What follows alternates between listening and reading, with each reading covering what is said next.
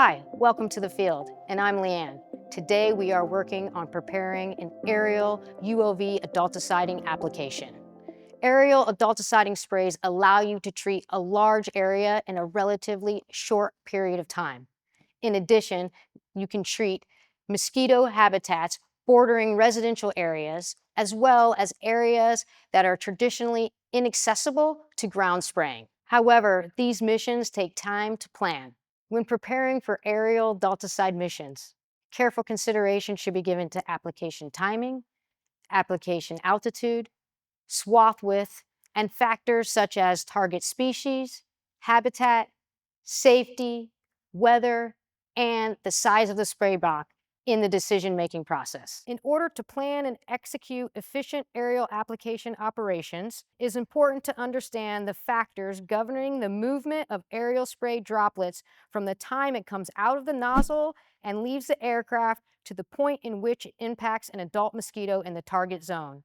In simplistic terms, there are basically three phases or forces working to move the aerially applied spray droplets: aircraft wake turbulence, general atmospheric turbulence, and the sedimentation energy of the individual droplets. Aerially applied spray droplets are initially trapped within the aircraft wake turbulence and remain there until the wake energy is dissipated or near zero. During this time, the aircraft vortices sink or descend below the aircraft flight altitude. The descent time and distance being related to the size, weight, speed, and wing loading of the aircraft. Larger or heavier, slower aircraft tend to have the largest and longest-lived vortices. Unstable or turbulent atmospheric conditions result in a more rapid decay of aircraft vortices, whereas stable conditions with low atmospheric turbulence result in a longer-lived aircraft vortices. Once the vortices have dissipated, the spray droplets are released and are now influenced by the prevailing atmospheric turbulence. Aerial adulticiding is typically conducted from sunset to later in the night, a time when the atmosphere is very stable, with low horizontal wind speeds and little vertical air turbulence to assist the movement of the droplets towards the target area near the ground. However, there are those windy, overcast nights when the vertical turbulence is quite strong and plays a significant role in moving the droplets towards the ground. At the same time, that atmospheric turbulence is influencing the movement of the droplets. The droplets' own sedimentation energy is playing a part in their fall towards the ground. While their terminal velocities might be small, 2 to 10 feet per minute for a 20 to 40 micron droplet, it can play a significant role in their movement in a stable atmospheric condition. Now that we understand what's going on with the droplet once it leaves the aircraft and makes its way to making contact to a mosquito, we can talk about application altitude. There are advantages and disadvantages of high and low altitude sprays. Advantages to low altitude sprays of 75 feet to 150 feet include the spray cloud reaches the ground quickly and remains concentrated with little off-target drift. Spray reaches the target quickly for treating small spray blocks such as barrier islands. There's accurate spray drift modeling and shorter offsets.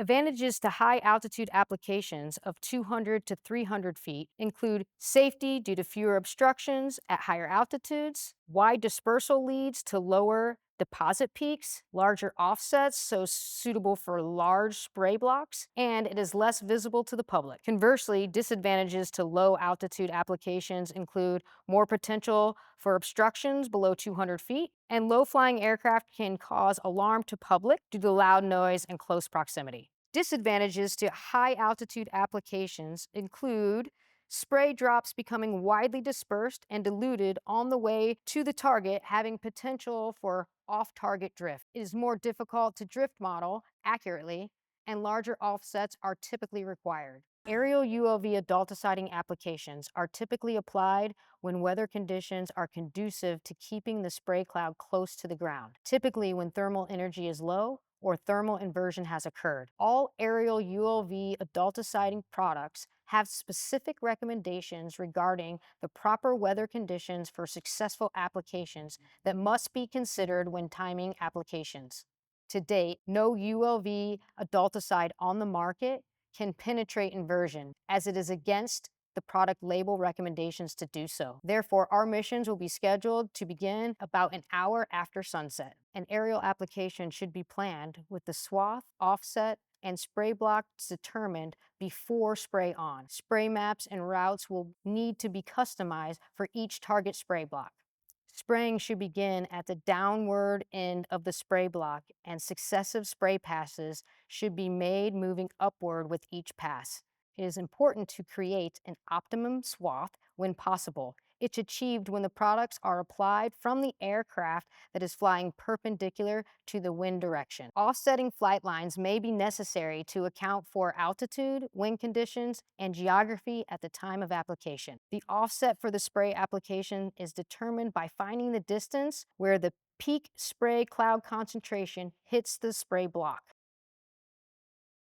Offsets depend on the wind's speed above the ground, product release height, flight speed, and product density. Product density will affect the offset distance and movement of the spray cloud. However, it will not affect the efficacy of the product. Automated aircraft systems make this process possible in real time, making applications efficient.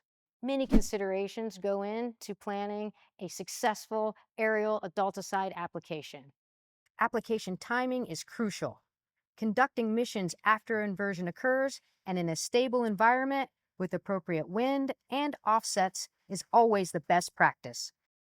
If you're interested in additional information about conducting aerial applications with the ReMoa Tri, please reach out to any Valent Biosciences representative.